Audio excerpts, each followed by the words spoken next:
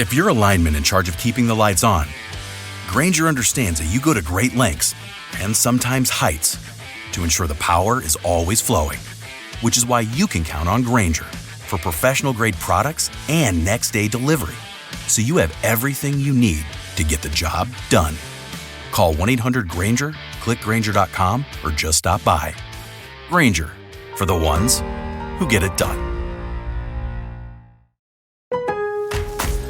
Kick off summer with Memorial Day savings at Lowe's. Right now, get 5 Scott's Naturescapes 1.5 cubic foot mulch bags for just $10. Plus, get up to 40% off select major appliances and save an extra $50 on every $500 you spend on select major appliances $396 or more.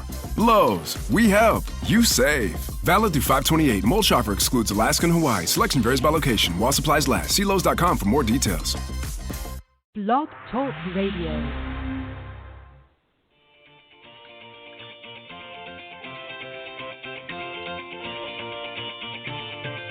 Good evening and welcome to Golf Talk Live. I'm your host, Ted Odorico, broadcasting live every Thursday, 6 to 8 p.m. Central from Panama City Beach, Florida, home of the world's most beautiful beaches. I want to take this opportunity to thank everyone for joining me on my weekly broadcast. Every week, I'll feature some of the best instructors, coaches, authors, and entrepreneurs in the golf business today. I begin with a great discussion on Coach's Corner, followed by an insightful interview with my special guest. So let's get started by introducing tonight's Coach's Corner panel.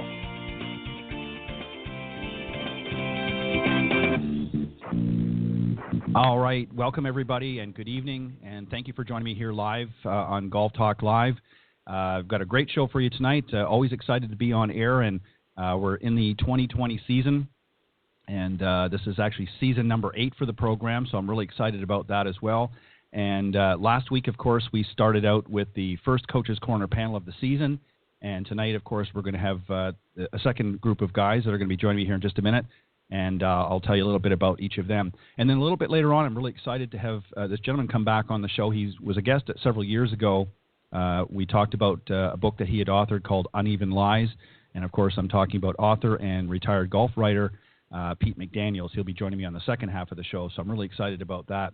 But first, let me just remind everybody that Golf Talk Live is brought to you by the iGolf Sports Network. iGolf Sports Network, or iGolfsports.com for short, is a live stream broadcast and media production company providing top-quality programming designed specifically to attract the golfing enthusiast. Stay tuned for iGolf's official launch. I'll be giving you the details in the weeks and months ahead. It's going to be launched a little bit later officially in the season, but I will keep you posted here on air and on social media. So keep an eye out for that. But I'm very, very excited about a lot of things that we're going to be doing. But anyways, let me tell you a little bit about the guys tonight. I know most of you that tune in regularly are very familiar with all of these guys, but I'm going to tell you a little bit about each of them anyways, just for any new listeners that might be tuning in tonight. First up on the panel is Pete Buchanan. He is the founder and director of instruction and owner of Plain Simple Golf. Plain Simple Golf, of course, houses the Plain Simple Golf Circuit and Simple Swing Repeater Training Brace. Pete's been teaching for well over 30 years now, and has been an integral part in helping all of you out there become better players. Also on the panel, a good friend as well, is John Hughes. He's a PGA Master Professional, president of the North Florida PGA section, and the 2013 PGA of America Horton Smith Award recipient. And he's also one of the top 25 instructors with Golf Tips magazine. Also rounding out the panel is Brian Dobby. He's a PGA teacher professional now at Trump National in Bedminster, New Jersey. Formerly, he was the PGA professional at the Montclair Golf Club in New Jersey, where he spent over 18 years. He's won 5 New Jersey section awards. The latest was the 2019 Player Development Award, and he's a nominee for the National Player Development Award as well this year. And formerly, he was the 2012 Teacher of the Year and ranked in the latest Golf Digest top teachers in New Jersey. So, guys, welcome to Coach's Corner, and thanks for being on the show. Thanks, Ted. Good to be here. Ted. Thank you, Ted. It's great to be back.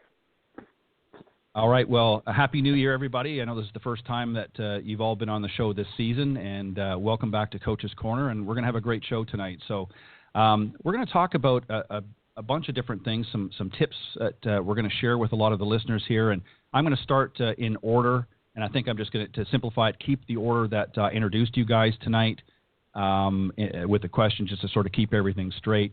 And one of the things so Pete, I'm going to start with you.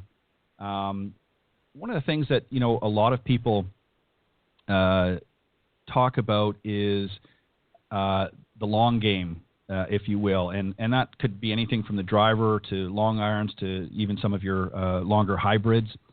And one of the areas that a lot of people, I guess, don't really understand, we always hear about good shoulder turns and, keeping it sort of a long and wide swing arc, if you will. But an area that we don't hear a lot about is the knees, the role that they play. Can you maybe touch a little bit about that and how the knees sort of interact and help kind of keep everything together?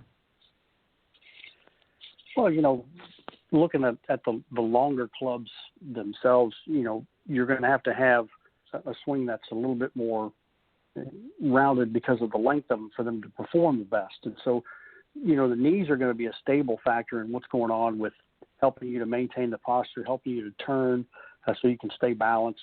There has to be enough flex in there so you can have the weight balanced on your feet so you're not too much towards your heels or too much towards your toes. And, they provide some, flexibility throughout the motion of the swing, and really depending on, what type of swing you have. I mean, some will turn the shoulders a little bit more, some will tip the shoulders a little bit more. So, the lower half is going to react to the upper half movements. So, the knees are going to play a significant role in being able to help maintain some of the angles to allow you to get back to the ball sufficiently, to allow the body to stay stable, and to keep you balanced. And so, they're going to play a significant role in there. And I think with the longer clubs, it's really important that you have, more stability. You've got straighter club faces, so you need a little bit more stability to control the ball a little bit better. You can get away with the short irons with the loft on it, and not be as precise as some. I mean, obviously, the contact still has to be pretty good. But I think, from an overall posture standpoint, I think the knees and the angles that they set, from the hips on down to the feet are really important to keep you balanced, keep you stable, and allow you a more repetitive motion, especially with the longer clubs. I couldn't have said it better myself. And Pete, the other thing just to add real quickly is, especially for some of our taller players, again, with your longer clubs, obviously you're creating a much wider and longer backswing. The knees really help stabilize you. One of the issues, particularly, again, for all players, obviously, but particularly for long players like me that are tall and long in the legs, is that knees kind of keep you stable and help you really from swaying a lot by having good control of your knees and the positions that they're in. And a lot of people, unfortunately, they get very loose in their knees and their legs, and creates a lot of swaying. So a great answer there, Pete. John, I'm going to move on to you, and this, again, really can apply to any part of the game, but we'll talk primarily here in the long game. The wind, of course, can be your friend, especially when you're playing long game, if you're off the tee, especially if you've got the wind coming from behind you. It gives you an opportunity, and especially on longer par fives or even par fours, where you want to get some extra distance. But there are a lot of things that people need to guard against when playing in the wind. Maybe talk a little bit and touch a little bit about some of the do's and the don'ts when you're playing in a windy conditions. Thanks, Ted, and appreciate being on, Pete. Everybody here, really appreciate being with you guys. From a wind standpoint of view, we deal with it in Central Florida all the time. The trade wind off the Atlantic, the trade wind off the Gulf. Always makes for not hazardous wind play, but sometimes it can, but it's always continuous wind. And a lot of people don't realize that even a downwind shot can be knocked down by wind based on gusts, based on it's just blowing too hard. The biggest thing people do, I see, is try to fight the wind. It's just something that's inevitably not available to you. No matter how hard you try to fight it, it's going to win. Nicholas had a saying, when it's breezy, he swung easy. And when he said that, it was before the advent of flight scope and such. And what he really meant to say was, when I'm in the breeze, swinging in the breeze, swinging with the breeze, it didn't matter to him. He was going to swing it a little bit easier because he knew that the trajectory came out a little bit lower. There was less initial spin on the ball. And for those two reasons, the ball seemed to, for lack of a better way of saying it, penetrate the wind in a much different rifle effect than saying taking a full swat at it. We know that to be true today. And what I see a lot of amateurs do is try to really beat on it. You don't have to. The second thing I see people do is they underestimate what the wind does. They're trying to feel it on the ground where they are, but they forget to realize that the ball is not going to be there when it's flying. It's going to be treetop or above. When the ball gets above the treetops, any side wind, that's going to tend to take a little bit off it. It doesn't matter which way the wind's going to blow. It's going to take a little bit off it. So what I'm always telling amateurs is don't throwing up grass doesn't really mean a thing other than the direction. You need to know the velocity of the wind. Look for the treetops. Look for bush tops. That's where your ball's going to be. And understand direction and velocity. Can you play the wind? If you've got a predominant ball flight with the wind, sure, go ahead and try it. But if your ball flight's against the wind, all the wind's going to do is hold it up, and it's going to come up shorter. So you got to pay attention to direction. You also have to pay attention to velocity, and you don't have to hit it hard. Take the extra club and swing it easy when it's breezy. It's some of the most sage advice ever given, playing in the wind. Very good advice indeed.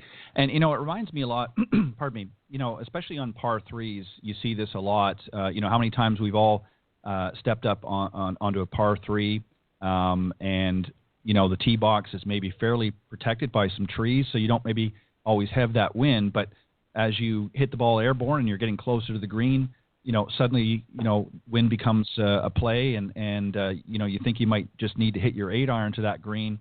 And a gust of wind comes up and you end up being, 10, 20, even 30 yards short, and you're wondering why. And more often than not, you've obviously selected the wrong club for the condition. So it's very important. And I couldn't agree more, John, is, look at the treetops and look a little bit higher up and look at the clouds and see how the clouds are moving. And if they're moving fairly quickly, obviously you're not hitting the ball quite that high, but it does give you an indication of what's happening a little further up in the air, and it's good advice to have a better understanding of that. Brian, I want to move to something a little bit different that some people might be familiar with if they've had some good instruction, but there's those that may not understand this. So I'm going to kind of unpack a little bit for you, and then I want to get your thoughts on this. And so for this tip here, I want people to imagine hitting a second ball, and I'm not talking about actually physically hitting a second ball, but a lot of players have difficulties with impact, especially with their irons. They don't understand that you're swinging sort of down and through, if you will, now, because you're trying to hit the ball really first and make good contact with it to get that ball airborne. And a lot of times they fall short. They don't get a proper transfer of weight and so forth. So a really good tip that a lot of pros use, and maybe even the guys in the panel use, is to put a second ball in front of the one that they're about to hit. And I don't mean directly, but maybe 15 to 20 inches in front of the ball. And the reason why they do that is to create a visualization with that second ball. And obviously you can't do that in tournament play, but it's something you can do on the practice tee. And really what it's designed to do is to help you sort of hit down and through the ball. Imagine like you're trying to hit that second ball. So it gives you that proper transfer and that proper angle of attack. So talk a little bit about that, and you may have some other tips as well that are similar, Brian, but I think this is a good one here for giving people the proper visualization of making good crisp contact with their irons. Yeah, Ted, that's a great thought there on the second ball there and impact. Ted, first off, thanks for having me on the show again, and Pete and John. Pleasure. I love coming on the show because I learned so much from listening to you guys, so thanks so much. So, Ted, back to impact, most players, higher handicapper players, they shift their weight back to the right and they try to lift the ball, okay? So, they're moving their divot back to the right of the ball. Their angle of attack is going to be more ascending and stuff. So having that second ball in front of you, going for it, gets that weight moving, gets the angle changing, getting a little bit more descent coming into the ball. And as we know, tour players, their divot is, roughly 4 inches out in front of the ball. That's a good divot. So that's a great drill. And something else that I do is I'll put a towel behind the ball about 4 inches, 5 inches, depending on the player. And as they're swinging that long iron into the club or even a short iron, they don't want to hit that towel on the way down. And it gives great feedback. If you do hit it, your divot's to the right. You might be not shifting your weight forward. And then once you start getting that weight going and not hitting that towel or chasing that second ball, your ball flight's going to improve because you start to compress the ball. And that's what we need through the hitting zone, through impact, is, hands leading the club head slightly and your weight moving to the left. And that's going to produce more of a better ball flight for anyone. Yeah, I couldn't agree more.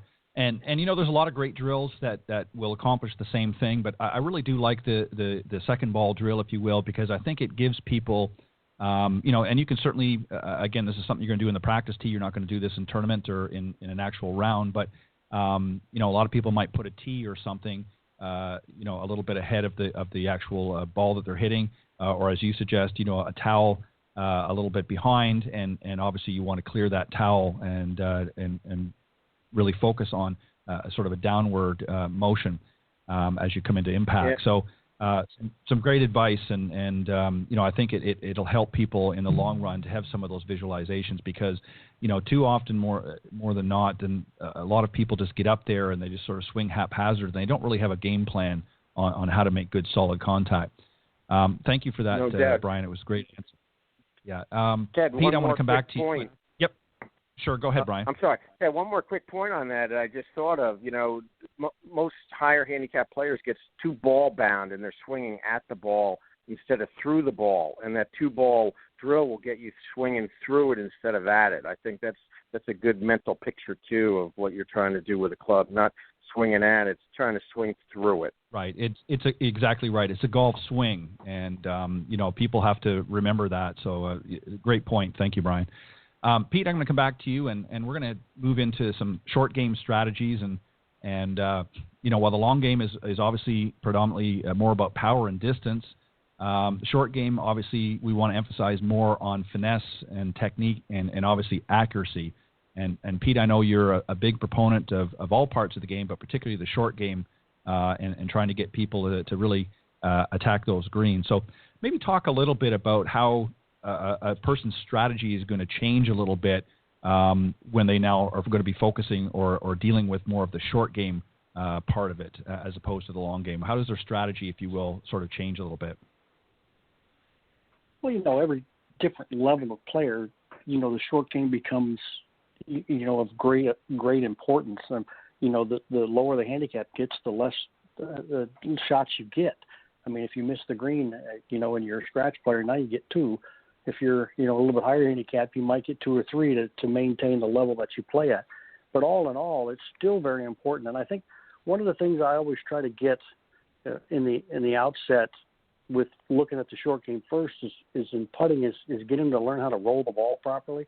And I know that sounds funny, but we all as teachers know that, rolling the ball efficiently has a lot to do with being able to be a better putter and have more control over the distance that your putts go.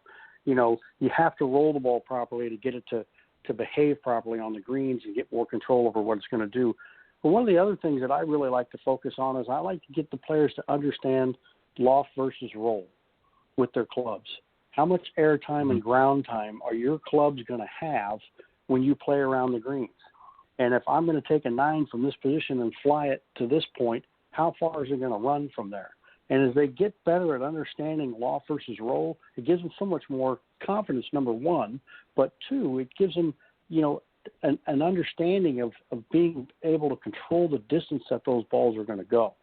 And I think a lot of times when I start to do that, I'll have a player who, and you all have seen these, no matter where you get around the green, the lob wedge or sand wedge comes out. It doesn't matter.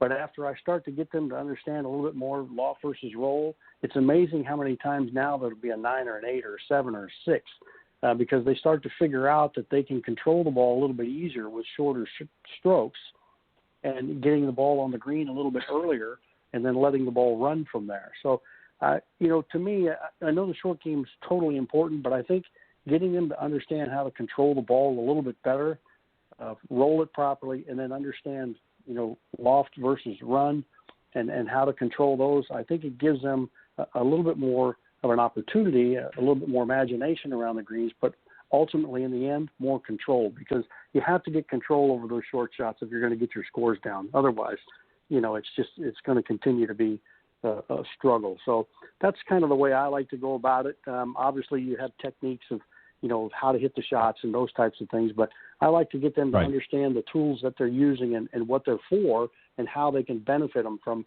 air time and ground time. You're exactly right.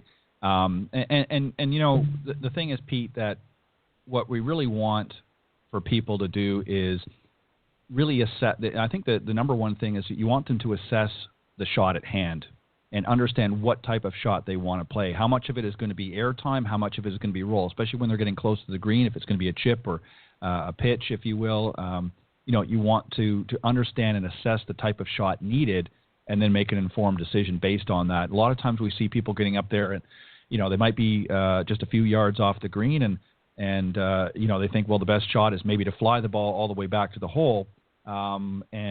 Maybe the green is severely downsloped, and that may not be necessarily the best option. It may be a simple bump and run, depending on how far off they are. So, you really have to assess it, and that's part of obviously falls into course management and understanding how to play these different shots. But you're exactly right. I think the technique and making good contact with all of your shots helps you to give you that confidence to make some good informed decisions. I want to, John, before I go to you, I want to mention something that's really not a tip per se for improving your hitting technique, but it's certainly something, and I know we all fall guilty of this as we get a little bit older, but getting out and getting an eye exam is very, very important, especially early in the season if you haven't updated your eyes. And I'm going to tell you why here in just a minute, because you'd be surprised. I'm going to give you a little bit of information here. I can remember myself many, many years of falling into this category. I mean, I wear glasses now for pretty much everything. But people don't realize, especially golfers don't realize that they cannot perceive depth correctly, which in turn will affect their ability to judge the distance to the hole. And I'll give you an example. One of the worst cases, the error rate can be about 25%. So as an example, if you misjudge a 12.5-foot distance as 10 feet, there's 2.5 feet difference. And a lot of times people wonder why their putts aren't reaching the hole. It's not always necessarily technique. It's because their visual depth perception is not accurate. So before you get out there, especially for those of you up in the Northeast, go and have your eyes examined and make sure that your prescription is up to date if you need one, or maybe you do need one and need to get one, because it's amazing how far off your judgment on distance can be if your eyes are not 100%. So I think that's a good tip for people to do, because you'd be surprised at how many people. I've had many students come up there and, I'll set them up on the putting surface and they're nowhere near it. And I'm looking and I thought, they've got a good technique and everything going.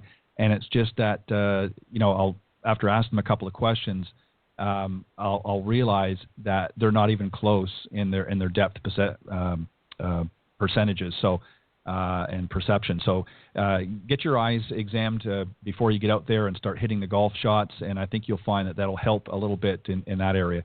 John, what I want to get you to talk about, continuing on with the short game, is really perfecting that shot or short off a tight lie. This is something else that, again, we find ourselves in. Maybe around the green or even out in the fairway. A lot of the courses that have a very tightly mowed fairway, we get in a tight lie, and that can be challenging, believe it or not. Even though it's a good lie for people, it can be challenging. Talk about some of the things that really you need to keep in mind when you're dealing with a tight lie, as far as ball position, and do you need to approach the shot maybe a little bit differently? This is a great question because I deal with this on a daily basis, regardless of the skill level of the client that I've got, from an elite player all the way down to the beginner. The tight lie, the hard pan lie can be really scary if you're not somebody who hits through the shot, if you're not somebody who knows how to use the bounce of the club correctly, and if your ball position is off. One of the first things I do with amateurs is have them understand where their swing bottom is, where the middle of their swing is, and what it does when it interacts with the ground, regardless of the golf club. How does that club react? It's called ground interaction. And where is it taking place within your stance? That's going to be a really good indication of where your ball position should be. Is it consistent is the real key. And if you've got any kind of weight shift going on in short game, that middle of the stance is going to be very inconsistent. So you really want to try to get a little bit more weight, not a lot, maybe 5 to 10% max, more onto the front side for the right hander, the left leg, the left hander, the right leg, so you can stabilize that swing bottom. From there, it's a matter of making a decision. Am I trying to get the ball up in the air, or am I trying to get it to roll? And most of the time, if you're unobstructed to the green, you don't have anything in front of you, as Pete was saying, roll is your best friend. What can we do to get the ball up and over our obstacle and rolling to the hole? And what club will do that? So in Pete's case, he was saying, it could be a lot of different clubs, anywhere from, say, a hybrid even down to a 60-degree wedge. But what's really important here is the bounce of the club. And if you look at your wedges, each probably has a slightly different bounce, a slightly different grind. And therefore, those clubs are going to interact with the ground slightly different. What you're really looking to do is to make sure it doesn't bounce hard. And what I mean by bounce is, think of a basketball. If you slam it down hard, it bounces right back. You don't want the club to dig either. You'll see a lot of people sort of stub, not go through the shot. And when that happens, the club will dig. There's not enough bounce. What you're looking for is a club that's going to interact with the ground, graze it. You'll hear a nice little thump to it, but it makes clean ball contact and allows you to go through the shot. So with the ball position correct, the weight a little forward, getting the right bounce on the club that you need, and then going through the shot. As Brian said before, there's a lot of people who get ball bound, and having that observation, that vision in your mind that you're going to go through and hit something through the ball is really your saving grace, because if you decelerate on a hard pan, most everybody thins it. You wonder why it's way past the hole, and that's exactly what happened. You didn't hit through it, you hit at it. So the setup positions are critical. The interaction of the bounce, the sole of the club is critical. All you've got, if you've got all those things done, just go ahead and make the swing from the proper setup. Shouldn't be a big deal from there. You should not be as fearful of those shots anymore.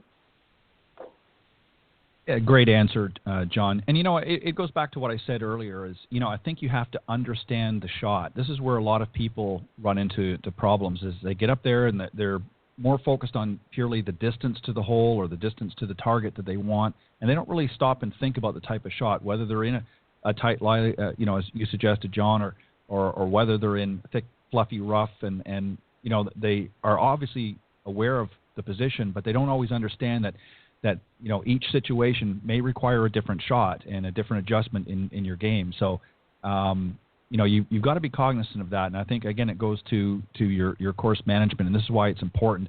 It's great to be at the driving range and hitting golf balls, but when you're hitting off the same lie and the same conditions all the time, you're not really getting a true test of what you're going to be faced with out in the golf course. So, and this brings me to another tip here, Brian, which I'm going to give you, and that is really picking clubs that are matching your playing style. The rule of golf obviously allows you to carry 14 clubs, and for a reason. And so you want to be able to attack various situations, as I just suggested, on the golf course. But a lot of golfers, I think, are often confused about which situation deserves which club, and in turn, this causes sort of a reluctance.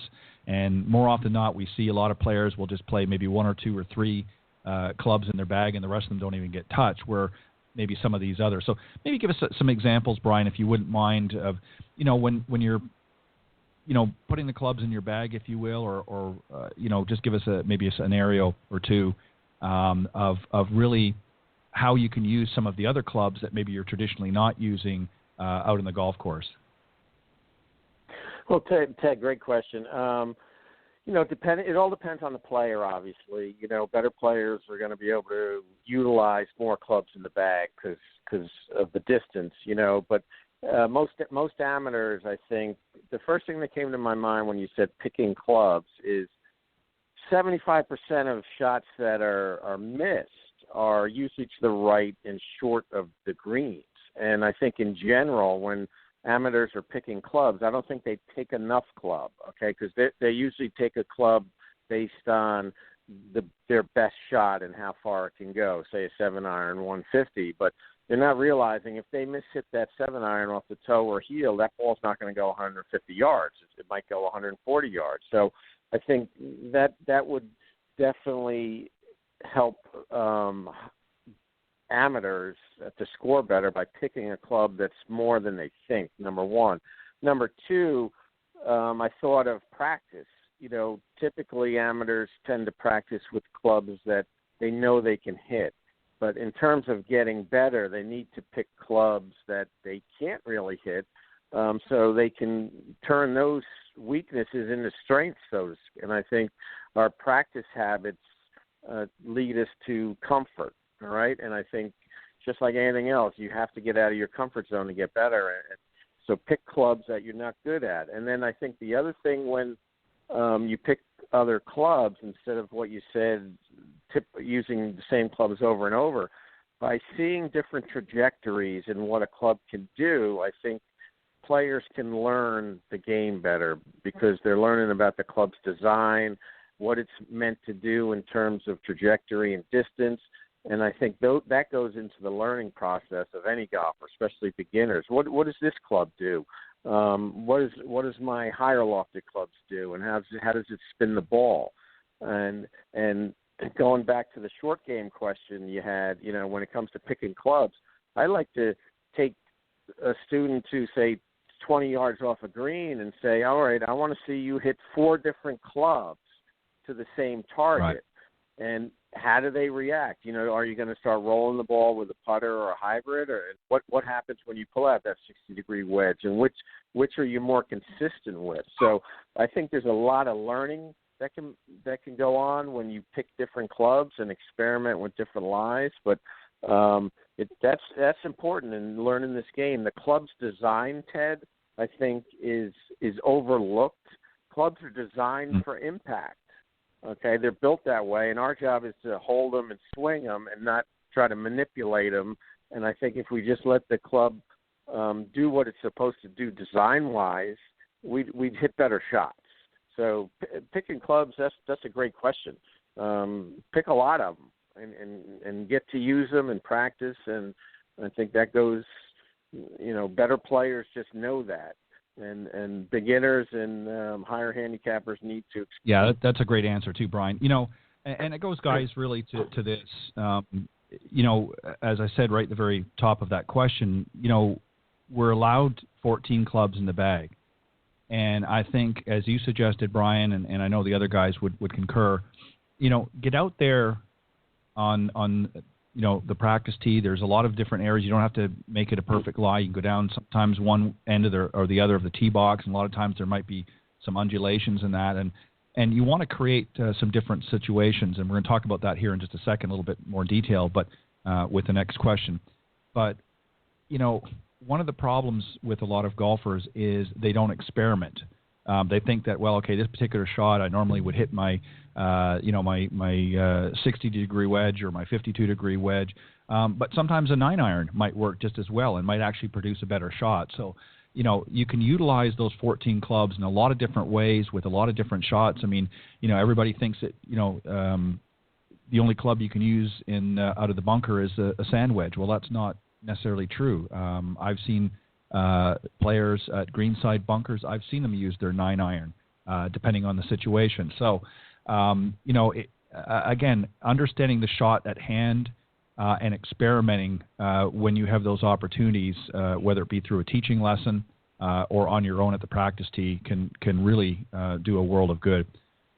Pete, I'm going to come back up to you, and we're going to talk about really, and this really goes to more of the mental side of the game, but obviously for those that have the opportunity to walk on the golf course as opposed to having to take a power cart, I think have a little bit of an advantage because it gives them more, more time to really think between the shots. But we always wonder how tour players seem to maintain their concentration throughout rounds. Well, part of the reason why some of the best players in the world is because they're walking between their shots. And as you walk, you can let your mind kind of wander a little bit, and sometimes for a while you can get away from the golf course and think about something else, maybe think about a trip that's coming up, and it kind of decompresses that mental picture, if you will. And then also, too, it gives you a chance as you're walking up to your ball, maybe 30, 40 yards away, it gives you an opportunity to start analyzing the situation. So, Pete, talk a little bit about that. And I know it might be a little bit of a disadvantage for people that are on a cart and getting up to their ball a little quicker, but that time from when you hit your shot until your next shot can be very, very valuable mentally. Talk a little bit, if you wouldn't mind, about how some of the things that you can utilize to play smarter. I've always said the best way to play golf is to play with a caddy and walk, because as you were talking about, you have so much more you can observe and see, and it allows you to settle down a little bit, I think, between shots and really enjoy the golf course a little bit more as well. But I think when you're walking, especially after you hit the shot and you get a better idea of the surroundings around you, because every time you come into a situation of a shot, you're going to, what are we up against? And, what are we going to use in this situation to produce what we need or what we see? And I think as you're walking, it enhances the visualization that you're going to use, as you're approaching the shot, as you're looking at it. And you can do the same thing in a cart too. I know you just get there faster, but, you can also take a time to step back a little bit, look at the situation you're in, look towards the green. What do you see? What's there? What do you feel? And take that time to, visualize what you're trying to do and, look at the situation that your ball's in. You just talked about tight lies and things like that. When I worked with the Jacob schools and John would come along, I can still hear him say this all the time. What are we up against? And what are we trying to do?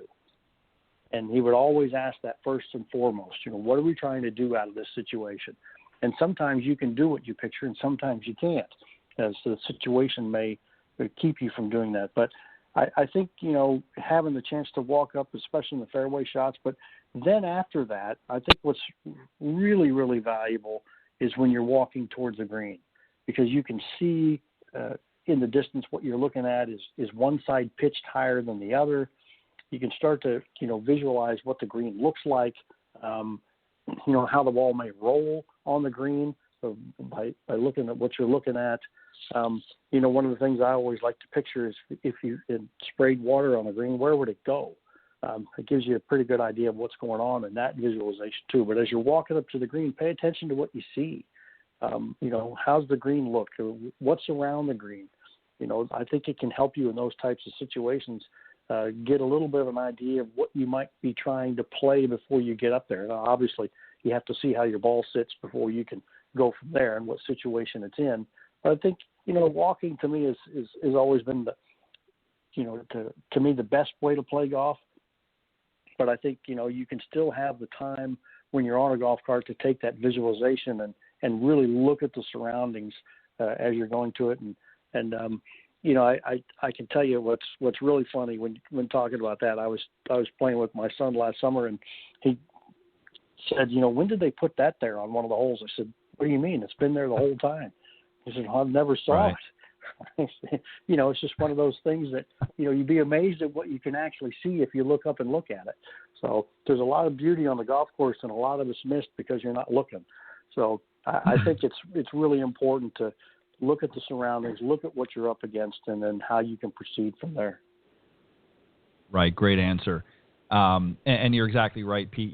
There's more often than not, again, obviously, in a perfect world, when you're walking on the golf course, you have a little bit extra time in between shots to sort of gather and assess that information. But, even on a golf cart, a lot of times we get distracted in conversation, and obviously we want everybody to have fun when they're out there in the golf course. It doesn't have to be, 100% focused all the time.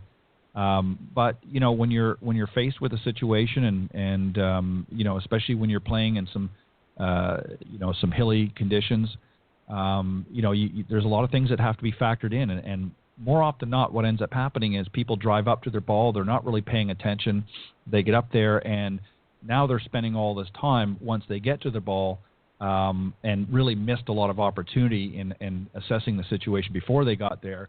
And, this also adds to slow play, because you get people up there and they're now taking, an extra 5 or so minutes assessing the situation when some of that information could have been gathered along the way. So definitely some great advice. John, speaking of slopes and breaks and hilly conditions, this is an area that really stumps a lot of people both on and off the green. Maybe you can touch a little bit on both. One of the reasons it's so hard, I think, to maintain accuracy in golf is, according to a lot of the research out there, is we are genetically wired to see level things better. So when we get in a situation where something isn't level or angles have changed, the position, I guess, if you will, of our internal gyroscope kind of can throw things off sometimes. So we have to make adjustments.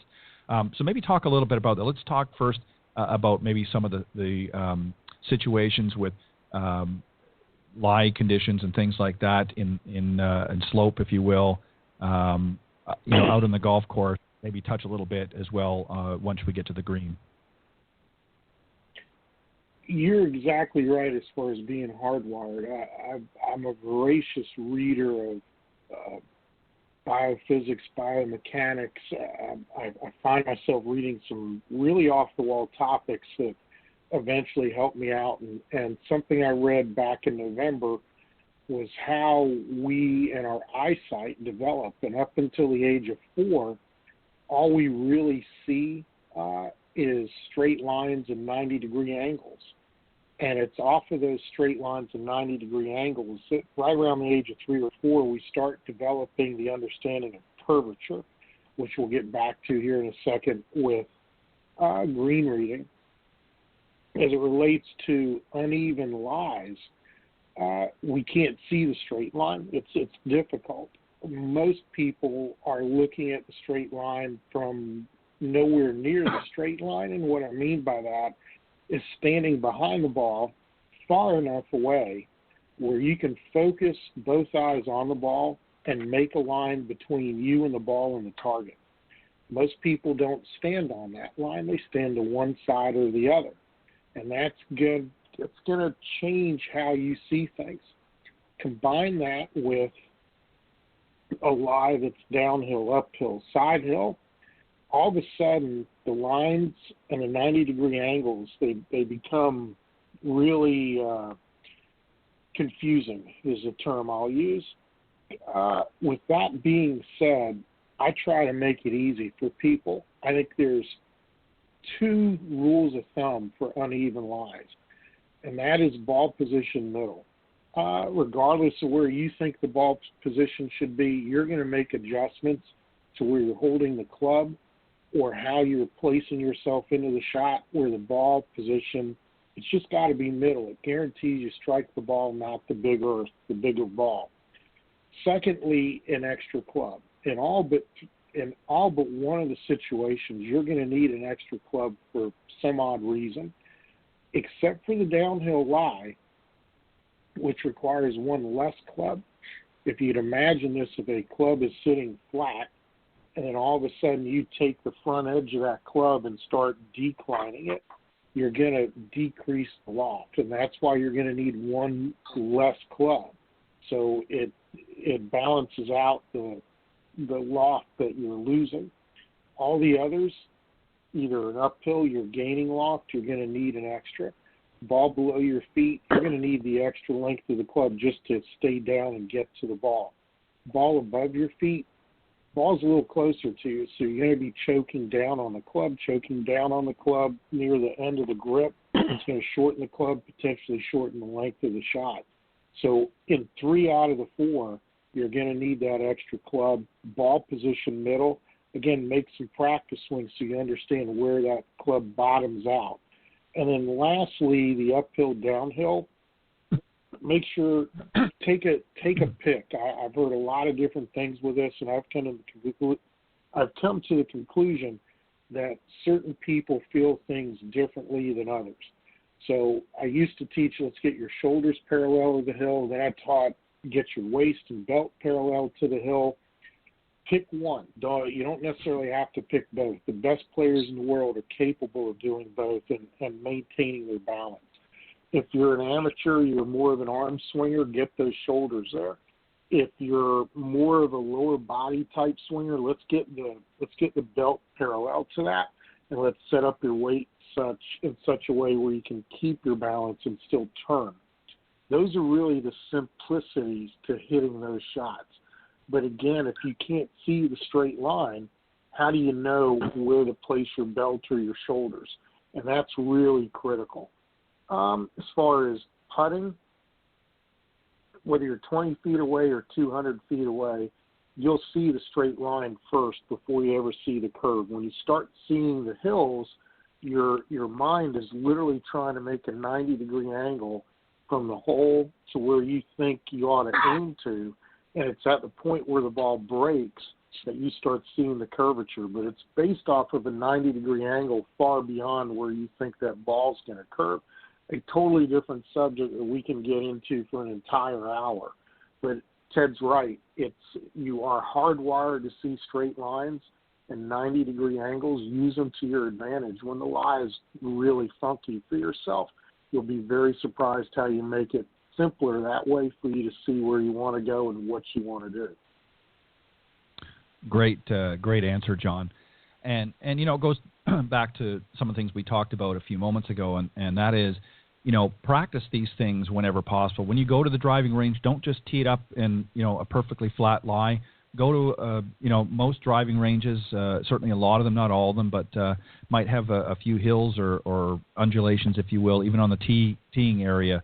And as long as you're not going to be hitting anybody or in anybody's way, but try to do that, or go to an area in the practice tee and just, try some of these different things. And always, most of them will do it, but, always talk to your teacher professional or coach and say to them, this is an area I really struggle with. And, when we go out on the course today, let's try to create some of those scenarios and work on some of these parts of the game, because, I don't know how many, and I guess we would all probably have had hundreds of golfers, if not more, that the very situations and scenarios that John just pointed out, we see our students that never practice any of these, and those are situations that they are going to be frequently faced with out on any given day and on any given golf course.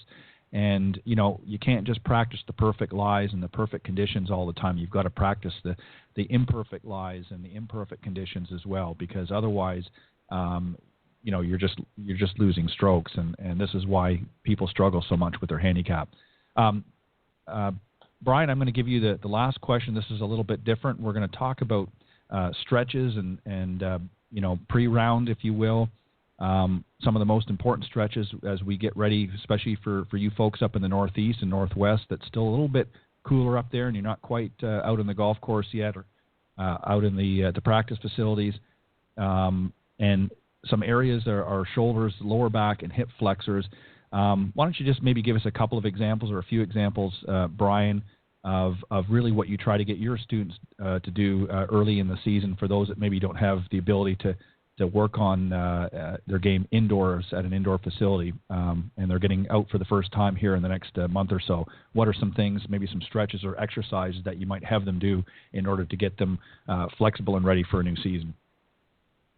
Ted, great question. It's funny. A lot of our students at our clubs, they spend 40 hours a week at their job. They're sitting and stuff, and then come Saturday morning, they put a golf club in their hand and they expect their body to be ready for that, for 50 to 80 swings or whatever it may be. They're not conditioned for golf, if you're not moving your body. So I call it groundwork in the wintertime, Ted. Get on the ground, okay, and just start getting up from the ground. You'd be amazed how much you have to use your core and then your legs to get stronger. A simple exercise is just like a sit-up, just getting your upper body forward from the ground takes so much effort if you're not used to moving those muscles. You'd be surprised how many people can't do 1 or 2 sit-ups, okay? A simple exercise like that, and keep it simple, a basic plank, getting your elbows under your shoulders, getting on your toes, a nice flat back can really improve your core strength and shoulder strength, getting ready for the season. And then the specific areas I look at, most people are very tight in their upper T-spine, okay? They have limited external rotation of their arms. So, if you were standing up, get your arms going backwards, okay? That's great to help the backswing and stuff and loosen up the upper back.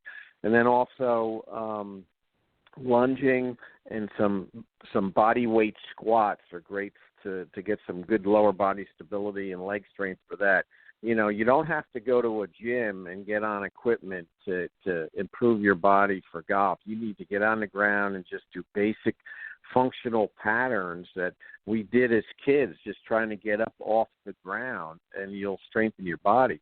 And, the other thing about stretching, Ted, up here in the Northeast, most people haven't hit a ball for 4 or 5 months, and injury prevention is what I tell everybody. You're working out or you're stretching so you don't get injured. That first month of the season is so critical. Everybody comes out in April and they're hitting hundreds of balls, and then by Tuesday they can't walk because their hamstrings are tight, or their low back's tight, or their shoulders are hurt. So, you have to just keep moving. And the other thing, I think, if you can just get a club in your hand every day and just make 25 to 50 swings righty and lefty, that's plenty of stretching you need to keep your golf muscles ready to go come springtime. Just swinging the club.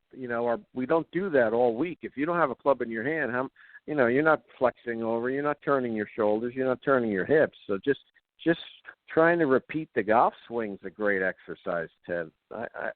I fully believe, most of our people that are over 35, they don't move enough anymore to play golf as good as they can. And I think trying to have a mentality of, what did I do as a kid? I would throw balls, I would climb trees, I would bend over. All those patterns is going to help your golf game and, just your total wellness, for everyday life. So those are some of the stretches I try to teach my students, Ted. Yeah, it's a great answer, Brian. And it just goes to, as you pointed out, Brian, overall wellness. I mean, obviously nutrition is important as well. What we, the fuel that we put into our bodies is going to help. If we're putting a lot of junk in there every day, that's not good for our overall wellness. But you're exactly right. And this is not, I don't want to be picking on the people up in the Northeast or the Northwest because there's lots of people down here in the South that don't do a lot of stretching and whatnot either, even though we have, good conditions pretty much all year round for playing golf down here. I can't begin to tell you, and I know you can all agree with this, how many, not even students, but golfers in general that we see out there in the golf course, and as soon as they address the ball, you can pretty much tell by their posture and their setup that they've got issues, and it's not necessarily that they're in pain or anything, but they're just their muscles are not stretched properly, and they're compensating in other ways. And I think that they would have a much better enjoyment, and I think it's preventative, as you suggest, Brian. I think it's a good idea for folks to get out there and to prevent injuries, to do some good stretching, and one way to really again, not just going to the gym and hitting the weights or hitting the machines, but maybe with the help of your golf pro, maybe connect with a golf fitness instructor, somebody that specializes in specific stretches and specific exercises that are going to help your golf game. Because going to the gym, it's great. It's nice to do whatever you can, but a lot of those weights and equipment that we often use at the gym are actually counterproductive for good golf swings. They tend to bulk up and they tend to create other issues that are not always conducive for a good golf game. So some great advice tonight, guys, and I wanted to, one of the things I want to do this season is to really get into some questions and some challenging questions, particularly in areas that we don't normally talk about, and I think we covered a few of them here for sure tonight, because a lot of golfers, again, aren't practicing at a tight lies, or they're not sure of how to handle situations with their short clubs and so on, and sometimes they're not fully utilizing their clubs either. We're given 14 clubs in the bag for a reason, and we need to make as good a use as possible. Otherwise, it's all for naught.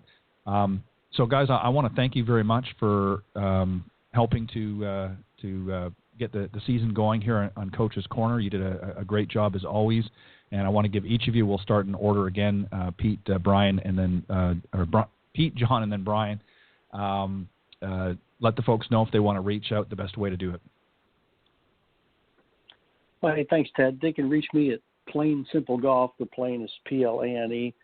PlainSimpleGolf.com. All my contact info's out there, and there's a place you can ask questions. And if anything with your golf game, if you have any question at all, it's great to reach out to any of us. And I would say with John and Brian, it's always a great fun to be with you guys as well. But reach out to any of us and ask the question to get the dialogue started.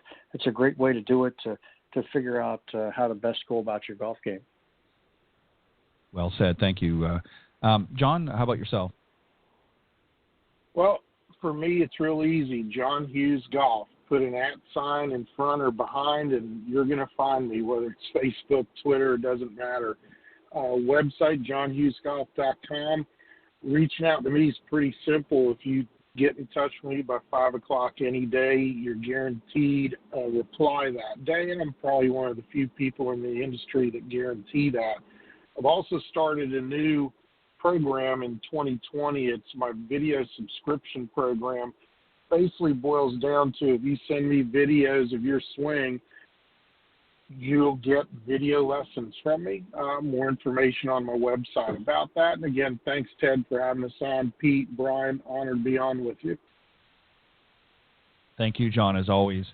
And Brian, last but not least, the best way if folks want to reach out, and if you have anything specific that you want to share. To reach me, either on Facebook or Instagram, just search Brian Dobby. You'll find some great video tips I do on Instagram on the short game and a lot of things we talked about tonight. My email address, I've got a new one now. It's brian.dobby@trumpnational.com. If you're up here in the Northeast, we've got an awesome learning center year-round over at Trump National. So if you're looking for that winter lesson or some fitness ideas, give me a call. And Ted, so happy to be back on the show with you. And Pete and John, I've learned so much from listening to you guys tonight. And have a great season. Thanks for all your help tonight, guys. Appreciate it. And Brian, congratulations, Brian, on your new position at Trump National. I know that you're going to enjoy it there. It's a great facility. And thank you as well for joining tonight on the program. And guys, as I always say, I mean this sincerely, you guys bring a lot to the show, and if it really helped to help it grow into its 8th season. And I'm really excited to continue the journey, and lots of other good things coming up. And next week I'm going to have a special announcement on the show, as well as out through all of the social media platforms as well. But thank you guys for always bringing your best, and I appreciate it very much. And I'll see you guys the next time on the Coach's Corner panel. Thanks, Ted. Thanks, guys. Right. Thanks, guys. All right, that was Pete Buchanan and John Hughes and Brian Dobby, all great golf professionals, and always a pleasure having them here on the Coach's Corner panel. They come back each and every year, and we have a lot of fun. And hopefully you guys learned some things tonight from some of the discussion. And for some reason, if you didn't happen to catch the earlier part of the show, if you go to blogtalkradio.com/Golf Talk Live, at the end of the broadcast tonight, you can scroll down to the on-demand section and listen to the recorded version in its entirety. It'll be available shortly after the show ends live. at 8 p.m. Central. So be sure to do that, and you can hear some great tips from the guys. I'm going to be joined here shortly by my special guest tonight, Pete McDaniels, and I'll tell you a little bit about him in just a moment or two.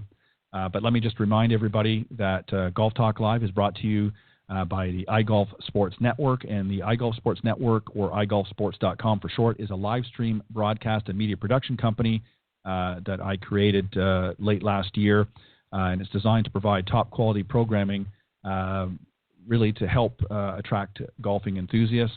And I'm going to be launching a live stream and media site a little bit later this season. I'm still putting all of the components together, but I'm going to have some great folks that are going to be part of it.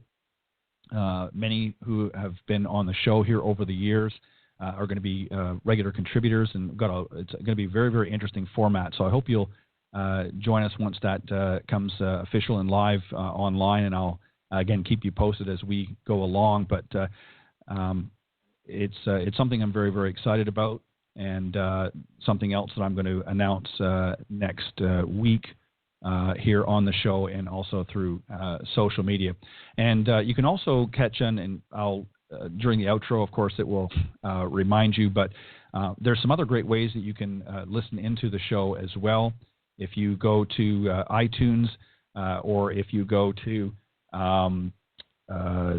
Stitcher, TuneIn, TalkStream Live, Spotify, and CastBox are some other great ways that you can tune into the show. Again, just type in Golf Talk Live up in the search box, and you can catch the show there. And you can follow it there as well and get regular updates as new episodes are coming up. And the show airs live on the blogtalkradio.com network every Thursday from 6 to 8 p.m. Central, unless otherwise stated. So be sure you can tune in live as we are tonight.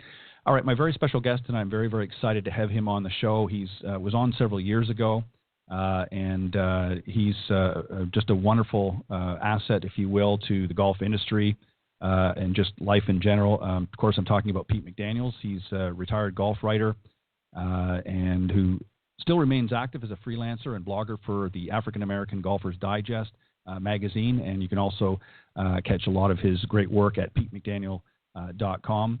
He was a senior writer, contributor, editor, for Golf Digest and Golf World magazines from 1993 to 2013.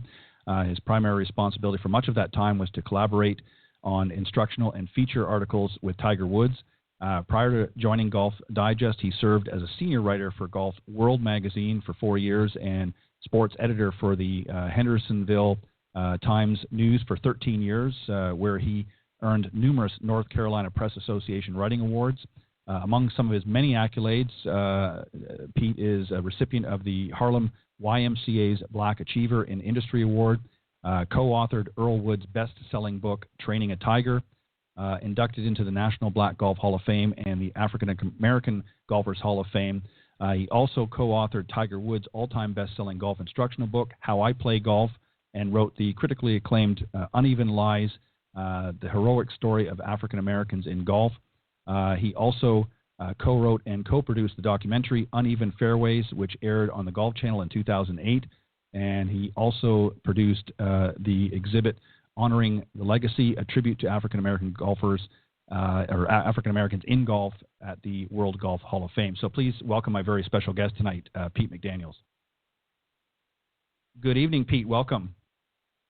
Hey, thank you so much, Ted. Boy, that guy did all that? Yeah. Amazing. I'm amazing from a little country boy from the mountains of western North Carolina, huh? You have certainly done so many wonderful things, Pete. And again, thank you very much for coming on the show tonight. I appreciate you giving of your time always. And it's always a pleasure and honor to have you on. And I've got to make a point of having you on more often because and we're going to share a little bit tonight about what I'm about to say. But I actually reached out to Pete not only to come on the program, but to be involved in another project, which I talked about a little bit earlier, and we'll get into a little bit more detail as we go along. But before we do that, I know that you want to honor a gentleman, John Merchant, who passed away a week ago tonight. And he was a longtime lawyer and civil rights activist, credited with really opening professional golf to the African American players. And as I mentioned, he passed away after a long illness last Thursday. He was 87. So why don't you share a little bit about him and really what he meant to you and what he's done for golf? Ted, I know we discussed that, and I did want to touch on that. But in light of what happened at the Players' Championship today, I'd like to just comment on that first, if you don't mind. Sure. It was the most surreal day that I've ever had in my long career.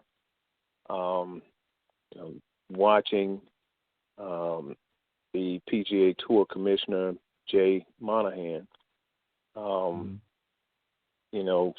he actually struggled, as I guess anyone would have in that position, having to inform the media that spectators would no longer be allowed to attend PGA Tour events through the next 3.5 weeks, and maybe even longer than that if this coronavirus continues to wreak havoc the way it has so far.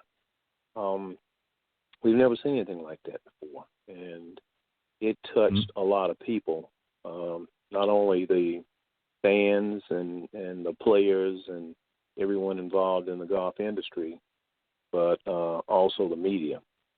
I mean, my colleagues and I, discussed it at length, and it was just, it just shows you that you never know what's going to happen in life, and we need to cherish the day, as Sade said in a song some years ago.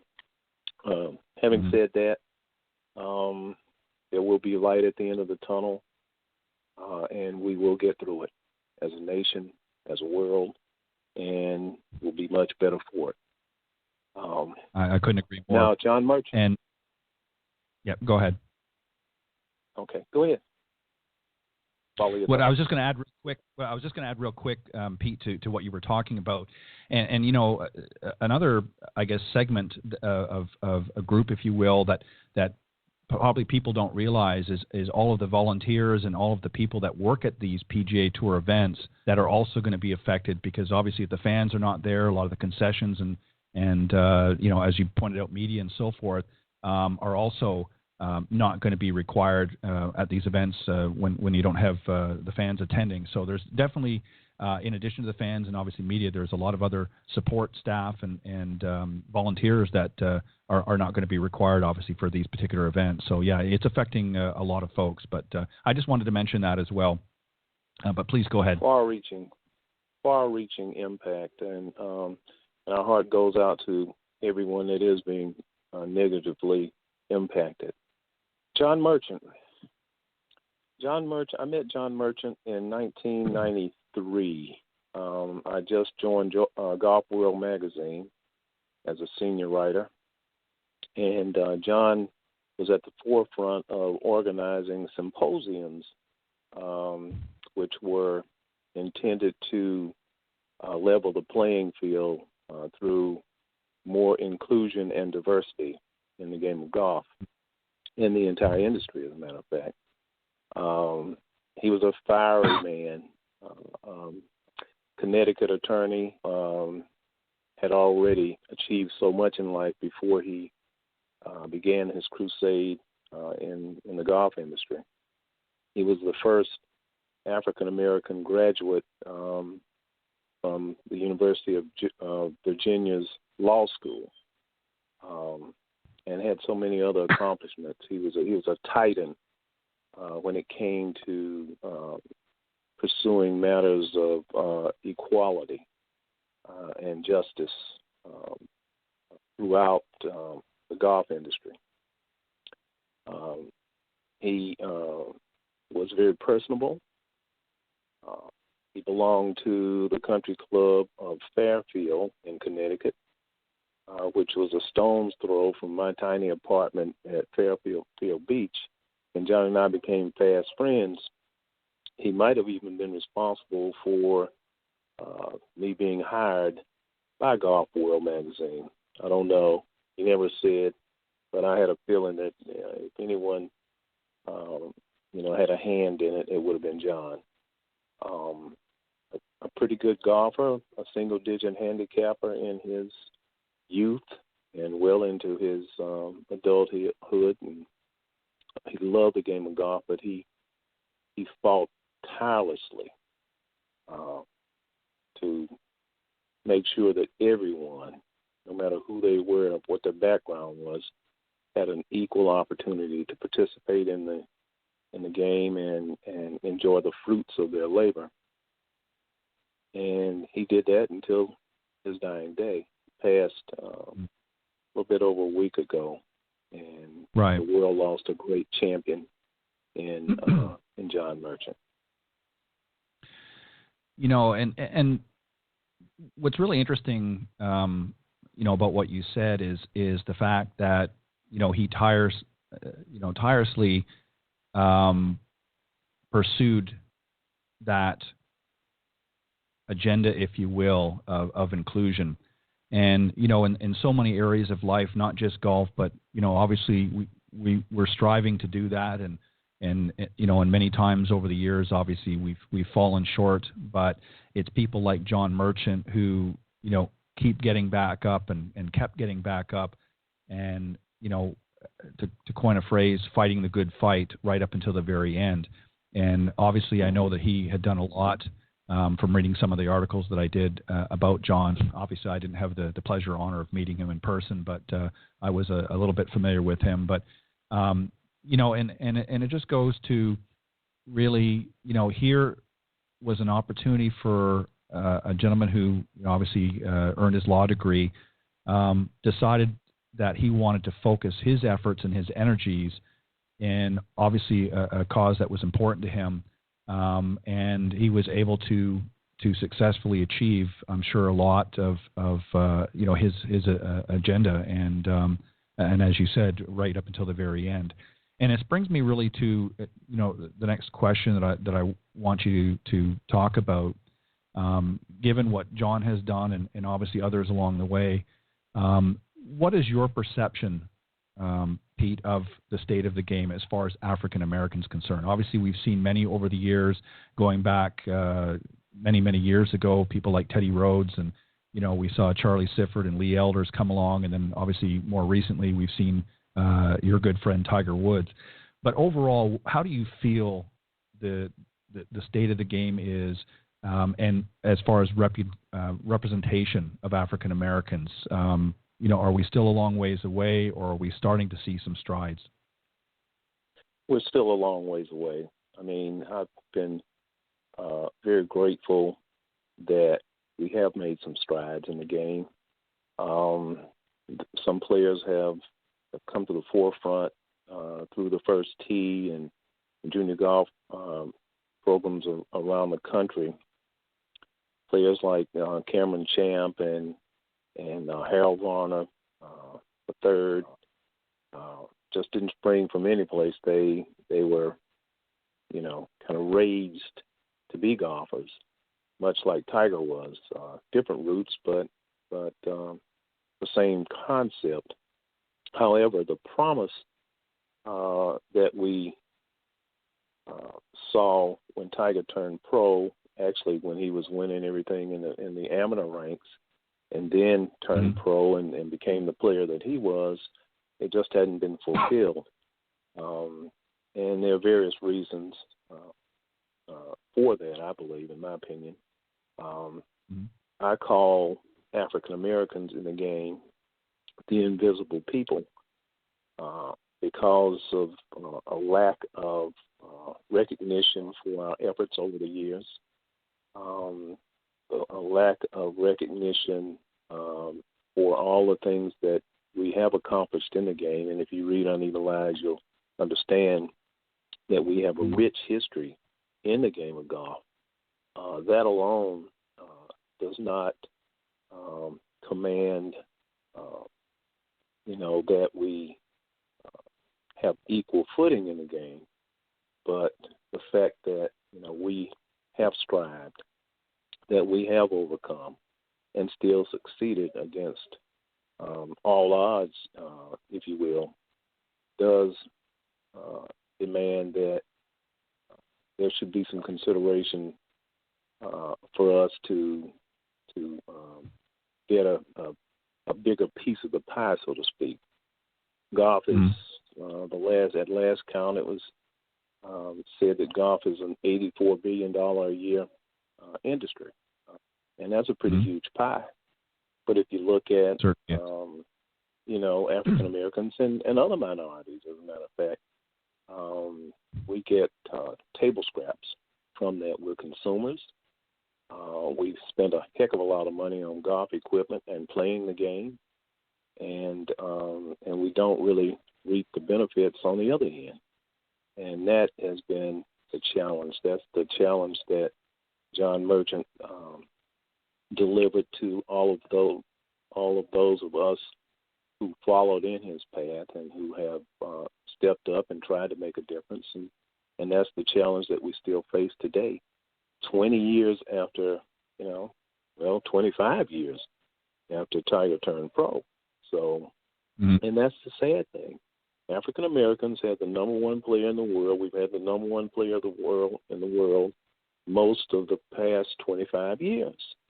We had a president who was who is a golf enthusiast, the first golfer. And during that time,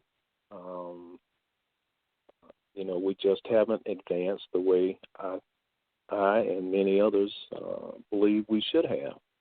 The LPGA, just as an example, still has had only, I think there are like 6 African Americans who have been members of the LPGA tour, the LPGA tour. There are many more who are LPGA members. The PGA Tour today, there are 3 players on tour.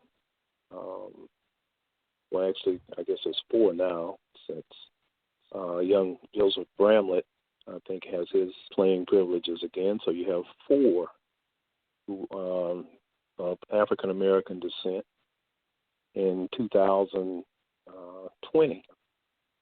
If you go back to 1974, 1975, maybe through 79, which I refer to as the golden era of golf as far as African Americans are concerned. You might have had a dozen African Americans playing or at least attempting to qualify, Monday qualify, for the tour during that period. So if you're pretty good at math, you can kind of figure out that we've gone backwards. We've had addition by subtraction. So, and I mean, I say this kind of in jest, but it's a sad situation.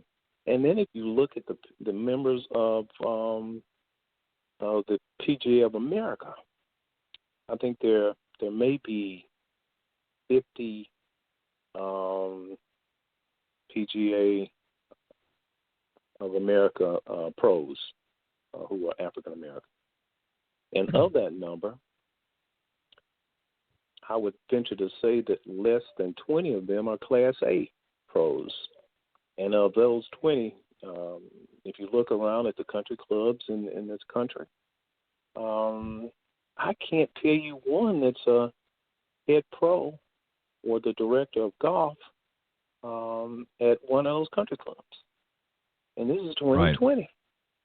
You see, so that's the state of the game as far as I'm concerned. I mean, there's a lot of money in this industry, and we quite frankly do not get our share. And therefore, I mean, I go to all of these, I attend all of these meetings and where inclusion and diversity are discussed among the industry leaders. The PGA of America, to their credit, hosts one every year at the merchandise show. And there are updates, and there are speakers who tout the progress that's being made. I don't see it. I've been listening to the same progress report for 20-something years now. Right. It's the same one. I mean, yeah. Yeah, it's just a different year on the report. Let me just add to what you're. Yeah, let me just add, Pete, to what you're talking about. You're exactly right. When I look at the state of the game from my perspective, believe it or not, I actually see it worse than you do. Because, as you pointed out earlier, they certainly, organizations like the First Tee and other organizations, junior golf programs that have reached out to, inner city communities and things like that, have certainly, done a pretty good job, and certainly they could always do a better job. But there seems to be a disconnect at some point, and I think what really a lot of the problem is, it's great that we're introducing the game to other groups and minorities particularly, but the problem is they're not able to stay in the game, because there comes a point where financially the costs are such that it's no longer affordable. And you talk about back in the 70s, we saw a dozen or so African American pros at any given time, and now suddenly we're down to about 4. And the truth of the matter is, there are a number who get in through various different programs. I mentioned Teddy Rhodes earlier. Well, and I know Peggy Rhodes. They offer different scholarship programs through the Ted Rhodes Foundation. But the problem is that once it goes beyond that, it requires sponsorship. It requires additional investments with these young men and women to be able to further their opportunities, and it's just not happening. And you're right. I mean, it's great to have these meetings every year, and I heard a little bit about this year's, but again, it's almost like it's regurgitating the same discussions that they've had for the last several decades. And yes, there are some strides and there are some inroads being made, but it's such a snail's pace that, and if I was, and obviously I'm not, but if I was, somebody within the African American community, and I look at the golf industry as a whole, I'm not seeing my race being represented very well, whether it be the men's tours or the ladies' tours. And again, it's a matter of accessibility. And they need to find a way to not just reach into the communities and introduce them to game, but help them grow through. And whether they make it on tour or not, that's up to them. But they should at least have that opportunity to make that decision. And if they're not able to do it, and, we hear the arguments, well, you just got to work hard and that. Well, it's not just that simple. You have to have accessibility to funding and financial support in order to be able to, it's not a cheap game. It's an expensive game. It's an expensive sport. And you can be the most talented player in the world, but if you don't have those, stepping stones along the way to help carry you through, you're just not going to get out there. And I think this is why, part of the reason why we're seeing that happen in golf, pertaining to the state of the game today for African Americans, is because it's just there's a disconnect. We're introducing them to the game, but then we're not carrying the ball any further down the field as you were. And I think that's where the issue needs to be addressed. That is absolutely well said. I agree with every point you've made. And then I have to give, I give the PGA Tour a little pat on the back. There's an outfit called the Advocates Pro Golf Tour, and it's specifically, aimed at more diversity and inclusion. In that, it's a tour, 7 or 8 events. It may even be 10 now, around the country. In that, and they offer a fairly decent purse for, it's a developmental tour. And as a matter of fact, several PGA Tour pros, Elvana being one, played on the tour. It gives you an opportunity to at least play on some decent courses. And not only is there not is there a lack of sponsorship dollars for these kids that mostly go to HBCUs, historically black colleges and universities, and that's the next level for them after they play high school golf. They can't really get a scholarship to your major colleges. That's very rare. But a lot of them have pretty good games, and they've come up through the junior golf ranks, and some of them even through the first tee, and they play college golf at HBCUs. And they further develop their games, but they are lagging so far behind mainstream golfers because of the facilities that they practice, where they practice, the golf courses where they play, and there's the link, the missing link.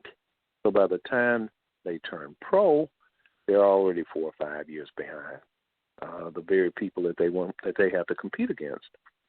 So the Advocates Tour at least gives them an opportunity 10 times a year at some pretty good venues to compete. So you might have 50 players, unknown players. Some of them I know them because I'm kind of in touch with these young people and pull for them and try to offer as much support as I can. And these guys can play. I mean, they shoot some tremendous numbers, mid-60s. The winner's purse, I think the winner's check is like $7,000, which doesn't pay a whole lot of bills, but at least it allows them to, to stay out there and stay in the game. But we need more of that. We need more of it, and I'm not just looking at the establishment. I said this when Uneven Fairways was released in 2000. I went on national TV, and basically I provided what I thought was an insightful look at how we can help ourselves. And that is, there's a lot of black power and money in this country. We have so many celebrities who are wealthy, filthy, rich, basketball players, football players, other athletes. And if we would band together and create a pool, wouldn't have to be a whole lot of money, just say $5-10 million to help aspiring professionals reach their goals. Give them a shot, give them a 3-year deal, so that they don't have to worry about playing part-time and then, going to a full-time job, and then, golf season comes along and then they have to take off a week or 2 or a month or whatever and try to play and compete. You can't do it that way. It's impossible. Right. At least give them an opportunity to live out their dreams, to chase that goal. And after 3 years of not having to worry about anything except competing, and they fail to make it, at least they will have had a shot. And that's what's needed, in my opinion. Well, and you're exactly right, and that goes to what I was saying earlier. Is we've created, we've opened the door, as it were, in the earlier stages. We have to find a way of tying the ultimate goal of being more competitive out in the golf arena with that early stage. And this is where, as you said, with additional funding, and it would not take a great deal initially of outlay. And there's certainly, as you mentioned, there are many, many people in celebrities in the African-American community that could do it on an individual basis, let alone as a collective group. And this is, I think, sometimes, I think people in general, as they, sort of climb up the success ladder, sometimes forget that they had a journey at some point. And, I'm a firm believer. I believe, in the man above, and I think we have to find ways of helping everybody along the way. And when we reach various plateaus of success in life, we have to find ways of reaching out to others and helping them to achieve and reach their goals, and it really takes very little effort and time to do so. But it's just to take that initial first step, and I agree with you wholeheartedly. I want to move on, if we can, just a little bit, because I know there's so much we could talk about there, but I want to give you a chance because we got some other things here on the plate, and one of them, of course, is your good friend Tiger Woods. What do you think? Where is his game today, and how do you feel about his quest for some of the records, particularly, obviously, Jack Nicklaus? He's chasing that major record, and obviously some records that Snead has put out there as well. What do you think of his chances? Is his game, do you think, is it still sound enough in this day and age to reach some of those goals? When he's healthy, it is. I mean, he's proven that. I mean, this guy, my good friend, came back from the dead. I mean, he had been written off. Some of right. it because of self-inflicted wounds. We all know the story, and those of us right. who know the story, and then there are those of us who think we know the story. So, and we probably don't, but that's a whole nother story. But yeah, right. It depends on his health. I don't know what his back, what his back problems are, but I was discussing this at the media center today. I remember, I think it might have been even last year when he played in the Players, or the year before. I'm getting old now, Ted, and I can't remember one year from the next. But I recall during the press conference, he was talking about how he was having neck problems, and he said that all of the energy, since he had his back, the fusion, and it was successful, and he said all of that energy has to go someplace. So it was going to his neck instead of his lower back, which had been fixed, which had been repaired. And lo and behold, I had spine surgery, cervical spine surgery, the same thing on my upper back that he had on his lower back. And I've found that statement to be so true. Now all of the pressure and all the energy that used to goes to my lower back. So now I'm having lower back problems. So, and I think it's the same thing that's going on with Tiger. I think that if he can somehow manage his schedule and get in some practice and some reps, those are going to be the determining factors. The thing that made Tiger Woods great, and this may be news to some people, probably not you, and maybe not people who are closely tied to the industry, but the thing that made Tiger great was that he out-practiced everybody. He hit more balls than anybody. He used to laugh at B.J. Singh because B.J. was supposedly the consummate practicer, right? Right. And and Tiger would say, "Yeah, okay," but I personally know stories about Tiger when and your listeners might be interested in this.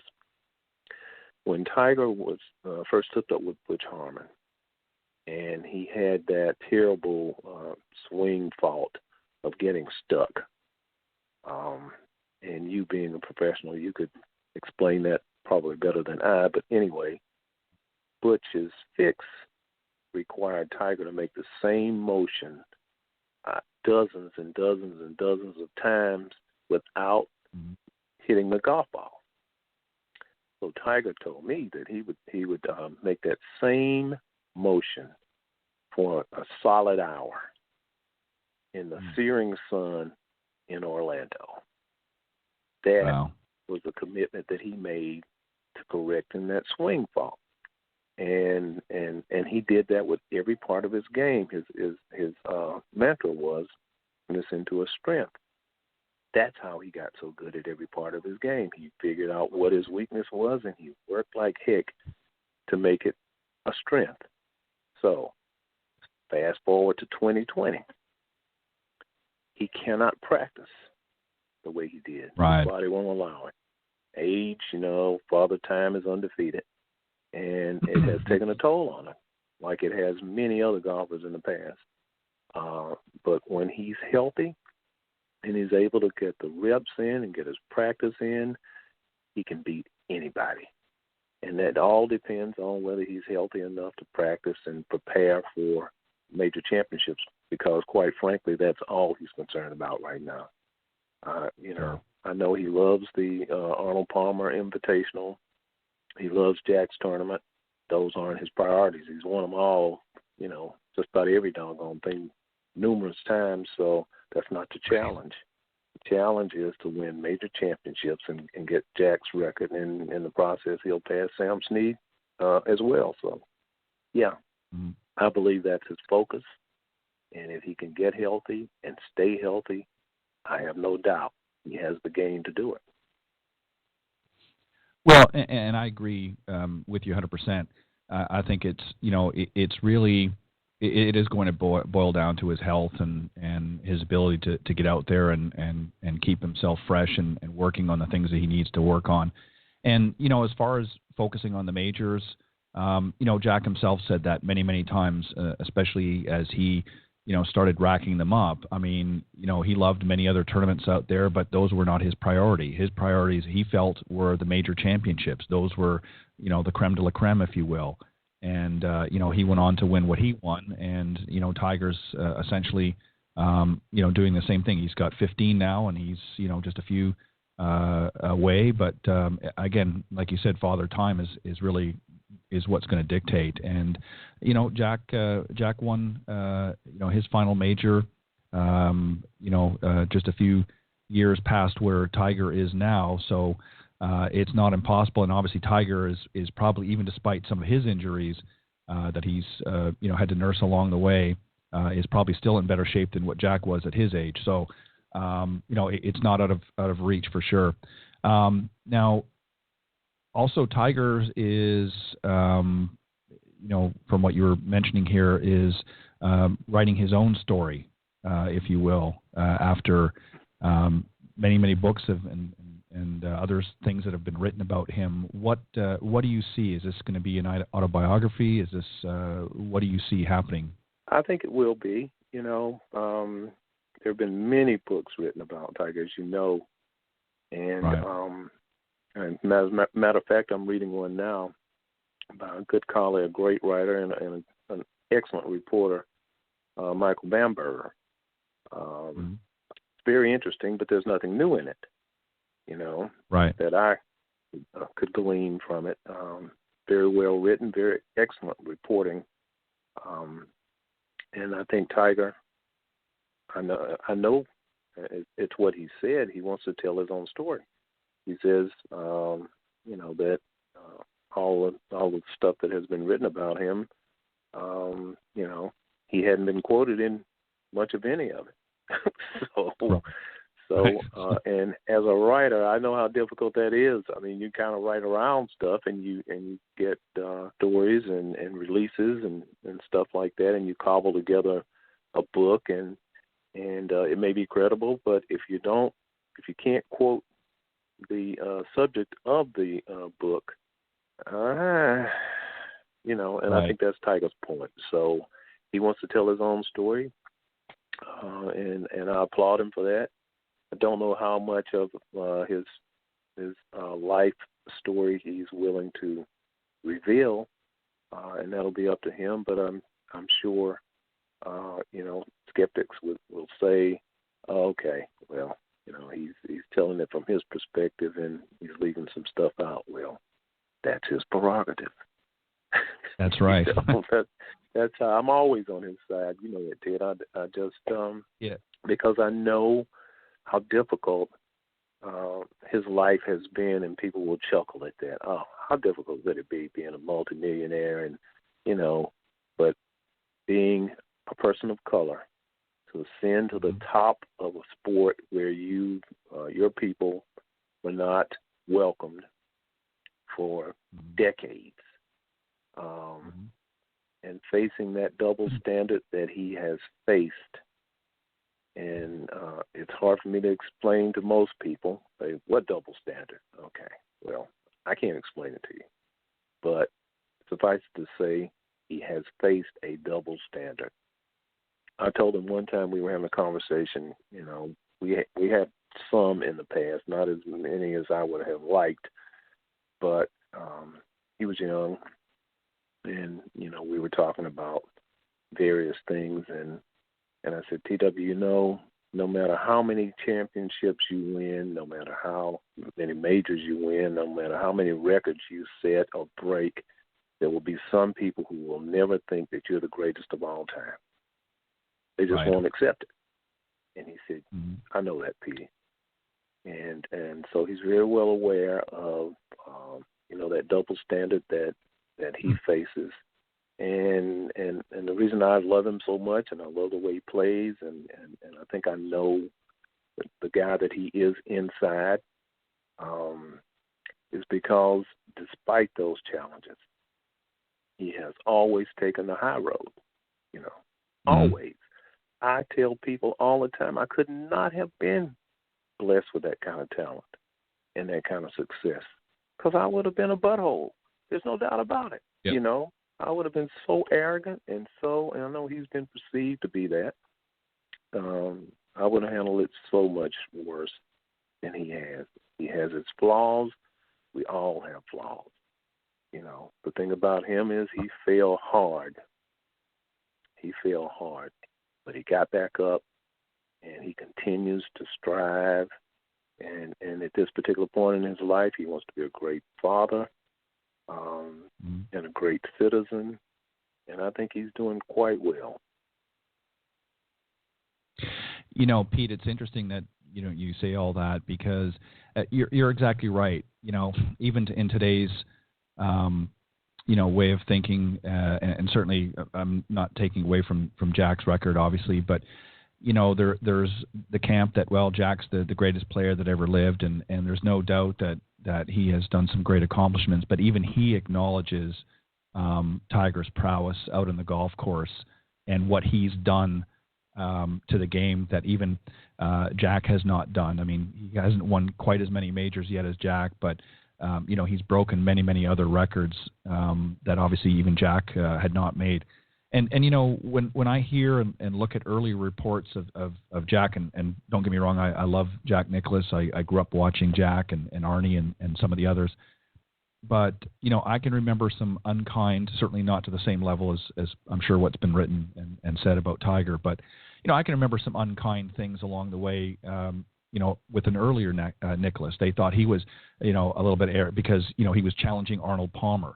And there were a lot of people that didn't like Jack for obviously different reasons. But, and my point is this, Jack never let it bother him. And obviously, I'm sure Tiger on some level recognizes that doesn't matter, as you pointed out, no matter what he does, there is always going to be somebody that is not going to agree or going to support or what have you.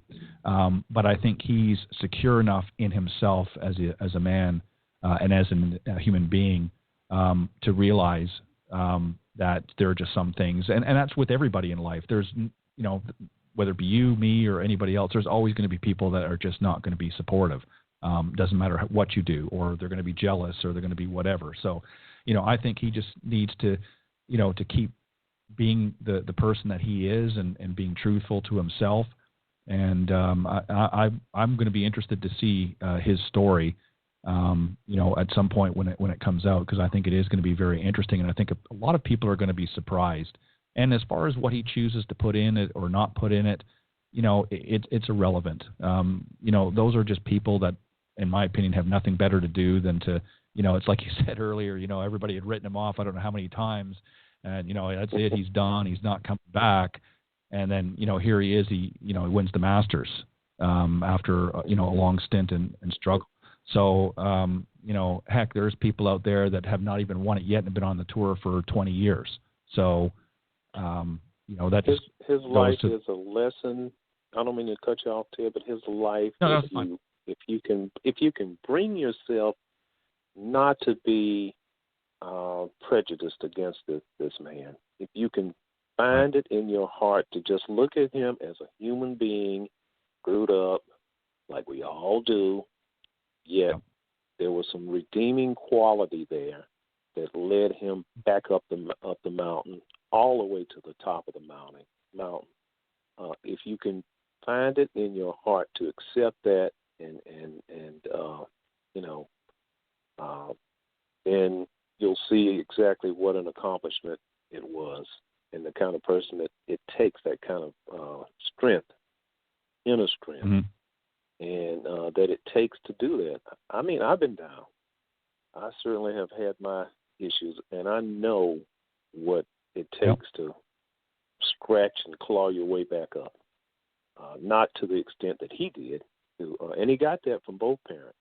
See, that I think I'm waiting for him to tell that story. Right. It's been said many doggone times in many publications, and many that Earl Woods shaped him, and Earl had a big hand in how Tiger turned out, and his success, and his mindset, and his mental capabilities, and his golf, and all that kind of stuff. But his mother, called Tita, my friend, had played just as important a role in Tiger being the champion that he turned out to be. She was the one who gave him the killer instinct. She was the one who told him to step on their necks. She was the one who inspired him, to be the best that he could be. And she's a tough, low woman. I'm telling you that. I can tell you for sure. And so he got a lot of that from her, and the discipline, all of that kind of stuff. She had a hand in it as well. So shared parenting. Well, I think, yeah, I agree. Obviously they both played a hand, but you're right, and I think she's more quiet and reserved compared to what Earl was. Earl was more of a driving force in the public eye. So obviously, naturally, as you pointed out, everybody wants to sort of grapple the story around there. But the real person behind, certainly that played a major role was, I agree, was his mother. And I think she maybe approached it, as far as the media is concerned, in a much more humble way, if you will, and obviously doesn't get as much credit as probably she deserves, and that's just simply because she's not somebody that's in the limelight the same way that obviously Tiger and his father were in those earlier years. Exactly. So I agree with you 100%. I have no doubt. Listen, I know how my own mother was, so believe you me, she was the driving force in my life, and I love my father, and he did a great job too. But yeah, I couldn't agree more. I think mothers sometimes get the short end of the stick, but you know what? They don't mind. They're just there to be supportive. They don't mind. That's right. No, they don't mind. Let's talk about. I know you've got some other things, and I'm going to touch on very quickly a little bit about what you're going to do for me, I guess, or with me. As the folks I've been mentioning here lately, I'm going to be launching a live stream and media broadcast network a little bit later on this season. And as I mentioned earlier on when I first brought you on, that in addition to reaching out and having you come on my show tonight, I've asked you to be a participant in the iGolf Sports Network, and you very graciously accepted that offer and are really going to talk about some of the things that I imagined that we've talked about here tonight, but in a little bit more detail in really kind of a docu-series on the iGolf Sports Network. And I don't know if we've officially gotten the final name, if you will, but one we threw around was Pete McDaniels Unfiltered. So you're going to tell it straight in this docu-series. Maybe you want to add a few points to that and then share some of your other current projects that you're working on. Well, I'm so appreciative, Ted, first of all, that you're giving me this opportunity. It's a platform, and the one thing that I learned, and going back to John Merchant, was we all have a platform, and we have to use it to benefit others, and that's what I want to try to do. And so again, thank you so much for this opportunity.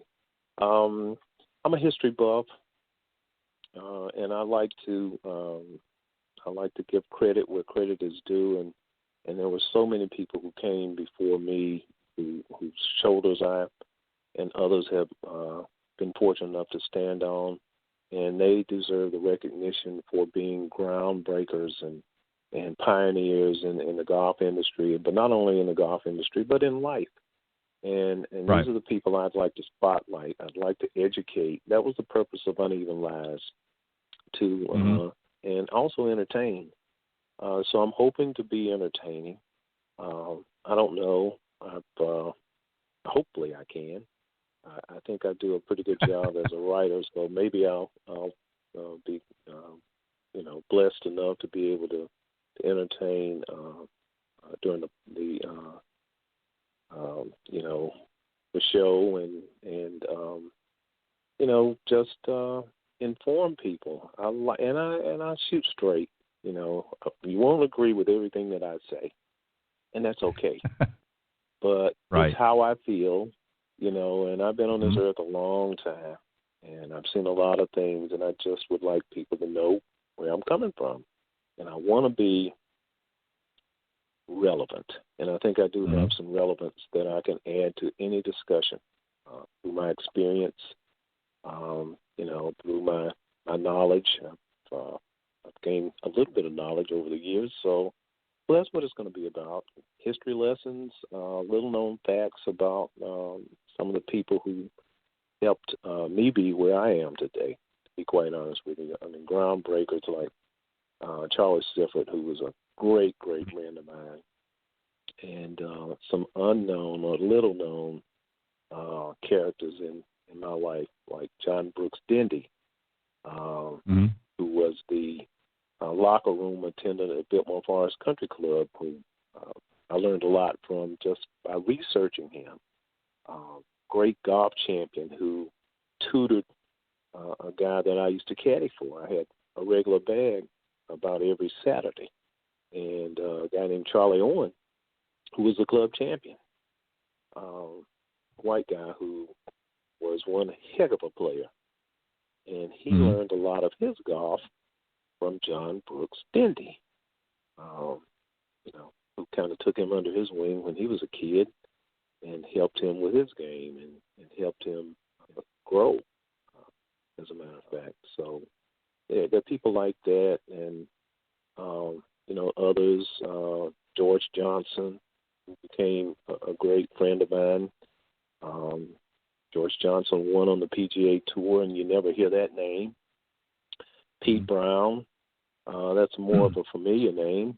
Do not realize that Pete Brown was the first African American. I mean, this has been disputed. Charlie Sifford disputed this, but the record will show that he was the first African American to win a PGA Tour sanctioned event. Right. And there's a big difference. People might not know the difference between a sanctioned event and a non-sanctioned event. And then, of course, there's Calvin Peete, who should be in the Hall of Fame, should be in the World Golf Hall of Fame. And yet there's that double standard that, this guy won 12 times on the PGA Tour. Led the tour in driving accuracy 10 straight years, I think. Played on the Ryder Cup team a couple of times and was very successful. Just a heck of a player. Didn't pick up the game till he was in his early 20s. Had a self-taught swing. Never had any lessons.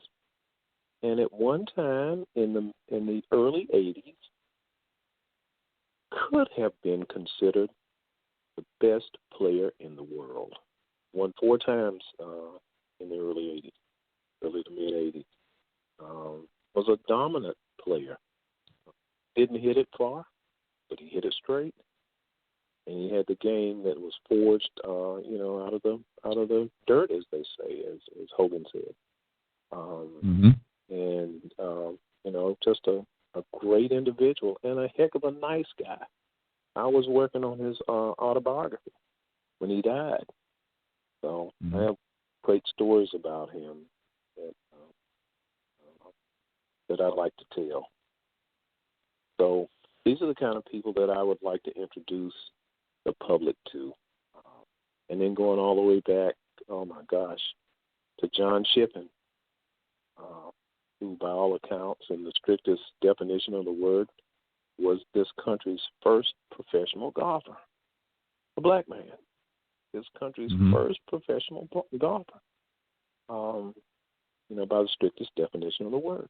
So I'll talk about that. I'll talk about contemporary subjects. I'm still trying to hang on and be relevant in the game today. I know all of these young kids, I call them kids because they're kids to me, Right. unknowns who are out there beating golf balls and playing on the Advocates Pro Golf Tour, who can flat out play. There's a young man named Willie Mack. I think he's Willie Mack the second. And this kid, I first met him at a golf tournament in Orlando, a charity tournament that is run by my old church when I was in Orlando, Mount Sinai Missionary Baptist Church, a scholarship fund. Raised a lot of money, and Willie would come up along with Shasta Abrehart, both students at Florida A&M, and Willie would come up and shoot nothing in that tournament, take all the prizes back with him. but we didn't mind because he brought a certain cachet to the tournament, and it was good to see, to show church members, look, we have some kids who are coming up who are going to be stars. And Willie is a star in his own right. He's just about one stroke away from being on the PGA Tour. And then there are others who are striving to be club pros.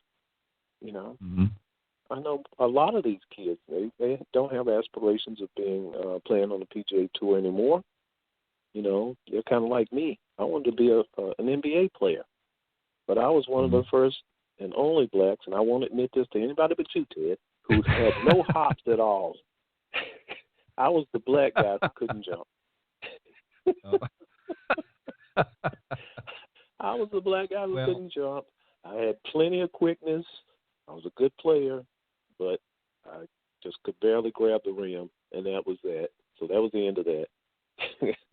That train. But so and I wanted, and then I wanted to be a pro golfer. Right, I know. We all had that one too. But you've given so much, and I know.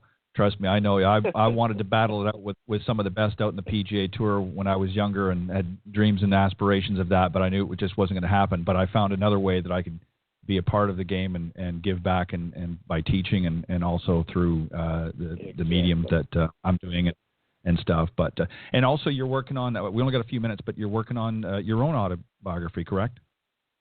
Yes, I really got a good start before I had the surgery, the spine surgery, and I'm 18 months out from the surgery, and I just started back working on it again.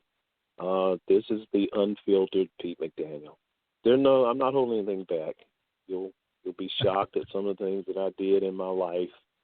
I'm not too proud of some of them, but they shaped me into the person that I am.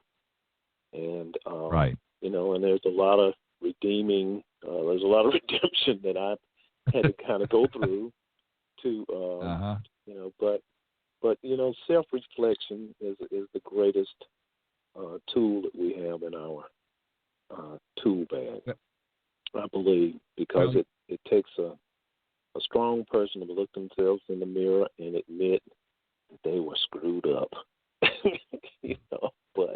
But there's a place in this world for screwed up people. Well, you know what, Pete? The most successful people in whatever genre, whatever avenue in life, have all come from a place of disappointment, of circumstances that they, as you said, screwed up and whatnot. And I challenge anybody out there listening or otherwise that if you haven't made mistakes, or you think you haven't made mistakes or screwed up in your life, then you haven't lived, and there's something wrong with you, because we've all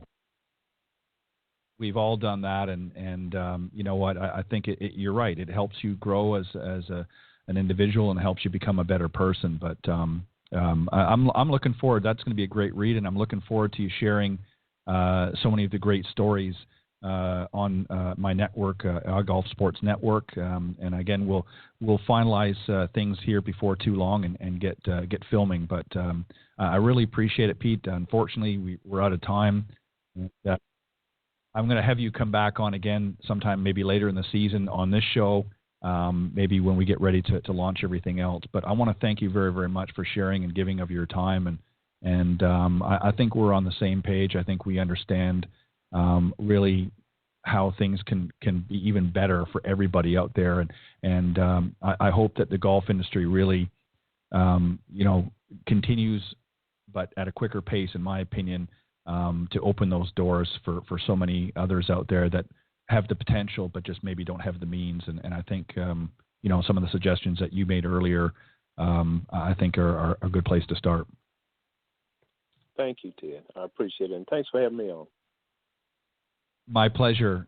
Thank you, Pete. You have a great evening, and I'll be in touch with you soon and to talk about our other project. But God bless, my friend. Thank you for coming on and sharing your stories and your inspiration as well on my show. And I look forward to working with you on our future project. Let's do it. All right, I'm ready. Pete McDaniels, Unfiltered. All right, bud. If you want to. All right, thank you. Have a great evening. All right, that was Pete McDaniels, my very special guest, and you can go to PeteMcDaniel.com, his website, to get more information and learn a little bit about Pete if you're not familiar or if you didn't hear all of the show tonight. And if you want to hear the program, if you missed it or you joined us late in the program, if you go to blogtalkradio.com/Golf Talk Live, and if you scroll down to the on-demand section, in a few moments, the recorded version will be there in the on-demand section. You can listen to the show entirely, including the gang that was on earlier on the Coach's Corner panel. On that note, I want to thank again Pete Buchanan, John Hughes, and Brian Dobby for doing a great job on the Coach's Corner panel tonight. As always, you brought your best. And again, to my special guest, Pete McDaniels, retired golf writer and author, and just does so many great things. And I'm looking forward to working with Mr. McDaniels in some future projects. On that note, thank you, everybody. Have a great weekend, and I will be on air next Tuesday on the Women of Golf, my other show with my good friend LPGA professional Cindy Miller, next Tuesday from 9 to 10 a.m. Eastern, and then right back here Thursday evening again on Golf Talk Live from 6 to 8 p.m. Central with Coach's Corner to start up and another insightful interview guest to follow. So thank you, everybody. God bless, and have a great weekend.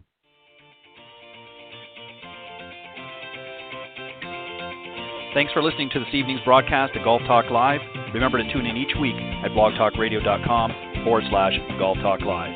If you can't join us live, check out the on-demand section for previously aired broadcasts, or listen on any of the following social media platforms: iTunes, Stitcher, TuneIn, CastBox, TalkStream Live, and of course, Spotify.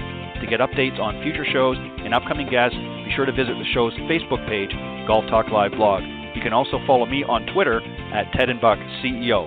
Remember to join me live each week for another great broadcast of Golf Talk Live. See you next time. This has been a production of the iGolf Sports Network.